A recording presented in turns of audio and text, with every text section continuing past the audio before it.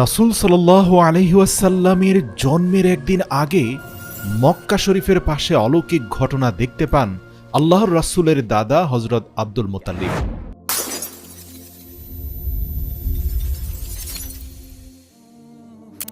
মক্কাবাসীরা তখন গভীর ঘুমে আচ্ছন্ন। আব্দুল মুত্তালিব সেদিন রাতে কাবা শরীফের ছাদের উপর দাঁড়িয়েছিলেন। হঠাৎ করে সেদিন আকাশে তিনি প্রজ্বলিত আলো দেখতে পান, যেটা আরবের পূর্ব থেকে পশ্চিম দিক সমগ্র বিশ্বে ছড়িয়ে পড়েছিল। আলোটি দেখে আব্দুল মুত্তালিব অনেক অবাক হয়ে যান।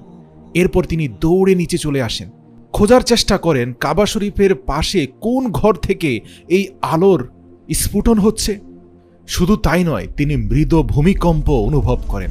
কাবা ঘরের ছাদ থেকে নেমে যখন তিনি কাবা ঘরের ভিতরে যান, তিনি দেখতে পান ওই আলোক বিচ্ছুরণের দ্বারা সৃষ্ট ভূমিকম্পের ফলে মক্কা শরীফের